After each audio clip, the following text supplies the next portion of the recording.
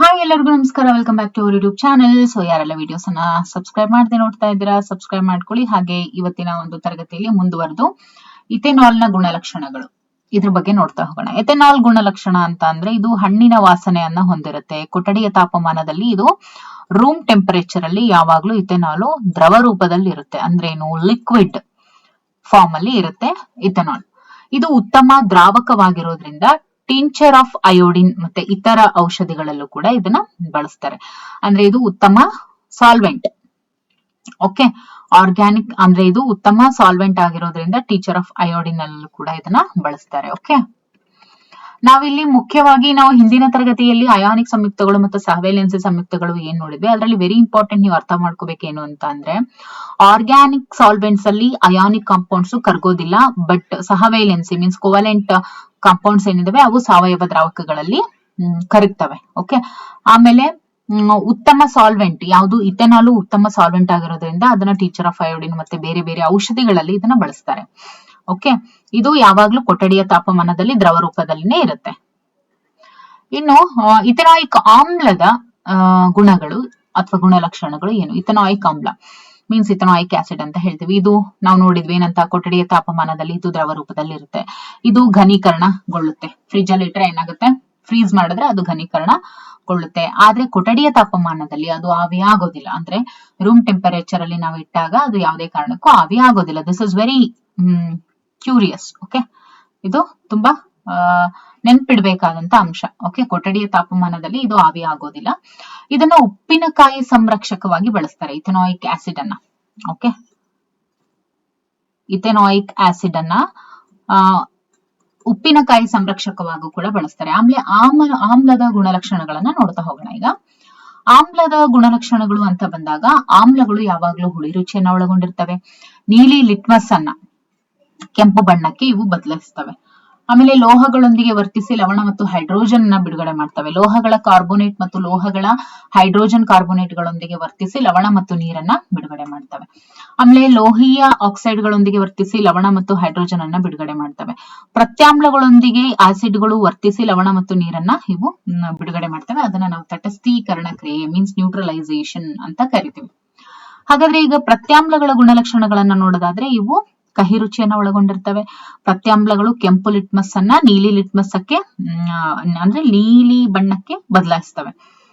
ಅಲೋಹಗಳೊಂದಿಗೆ ವರ್ತಿಸಿದಾಗ ಅಂದ್ರೆ non metals ಜೊತೆ ಈ ಒಂದು ಅಲೋಹಗಳೊಂದಿಗೆ ಈ ಪ್ರತ್ಯಾಮ್ಲಗಳು ವರ್ತಿಸಿದಾಗ ಲವಣ ಮತ್ತು ಹೈಡ್ರೋಜನ್ ಅನ್ನು ಬಿಡುಗಡೆ ಮಾಡ್ತವೆ.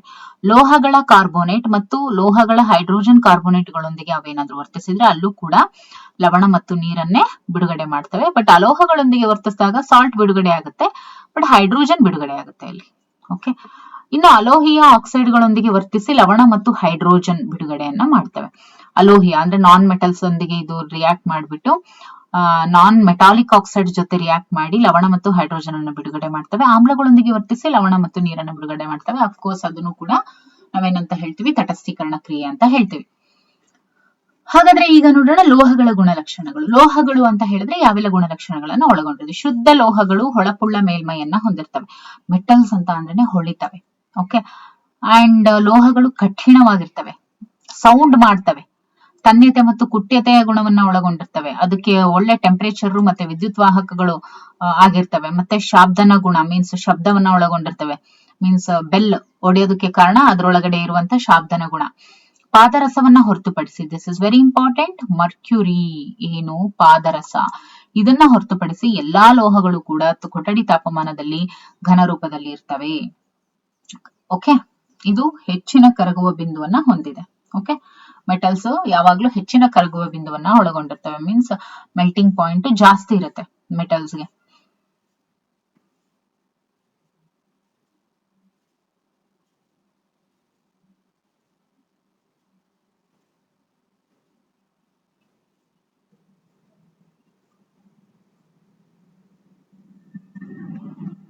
ಅಲೋಹಗಳ ಗುಣಲಕ್ಷಣಗಳು. ಅಲೋಹಗಳು ಹೊಳೆಯೋದಿಲ್ಲ. ಅಲೋಹಗಳು ಸಾಮಾನ್ಯವಾಗಿ ಮೃದುವಾಗಿರ್ತವೆ, ವಜ್ರವನ್ನ ಹೊರತುಪಡಿಸಿ. ನೋಡಿ, ವಜ್ರ ಏನಿದೆ ಅದು ಕೂಡ ಏನು ನಾನ್ ಮೆಟಲ್.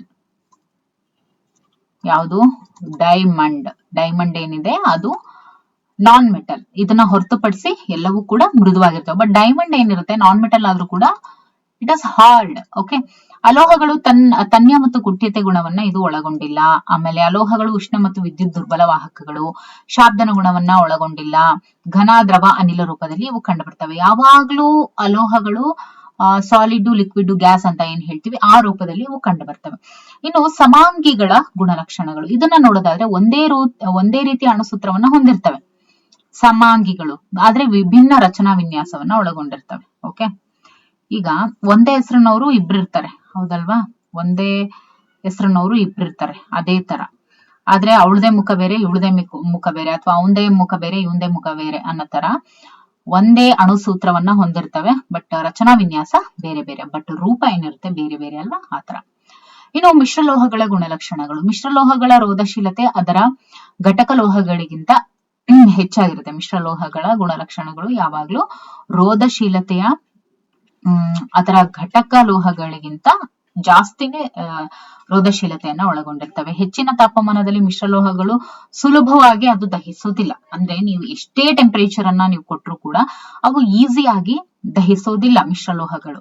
ಆಮೇಲೆ ಮಿಶ್ರಲೋಹದ ವಿದ್ಯುತ್ ವಾಹಕತೆ ಶುದ್ಧ ಲೋಹಕ್ಕಿಂತ ಕಡಿಮೆ ಇರುತ್ತೆ. ನೋಡಿ, ಟೆಂಪರೇಚರ್ ಜಾಸ್ತಿ ಆದ್ರೂ ಕೂಡ ಮಿಶ್ರಲೋಹಗಳು ಯಾವುದೇ ಕಾರಣಕ್ಕೂ ದಹಿಸೋದಿಲ್ಲ, ಆದ್ರೆ ಆ ಒಂದು ವಿದ್ಯುತ್ ವಾಹಕತೆ ಶುದ್ಧ ಲೋಹಕ್ಕಿಂತ ಕಡಿಮೆ ಇರುತ್ತೆ. ಓಕೆ, ಶುದ್ಧ ಲೋಹಕ್ಕಿಂತ ಕಡಿಮೆ ಇರುತ್ತೆ. ಹಾಗಾಗಿನೇ ಅದು ಎಷ್ಟೇ ತಾಪಮಾನವನ್ನ ಜಾಸ್ತಿ ಮಾಡಿದ್ರು ಕೂಡ ಅಷ್ಟು ಸುಲಭವಾಗಿ ದಹಿಸೋದಿಲ್ಲ. ಕಾರಣ ಏನು ಅಂತ ಅಂದ್ರೆ ವಿದ್ಯುತ್ ವಾಹಕತೆ ಶುದ್ಧ ಲೋಹಕ್ಕಿಂತ ಕಡಿಮೆ ಇರುತ್ತೆ, ಅದಕ್ಕೋಸ್ಕರ. ಓಕೆ, ಸೊ ಇದಿಷ್ಟು ಗುಣಲಕ್ಷಣಗಳು. ಓಕೆ,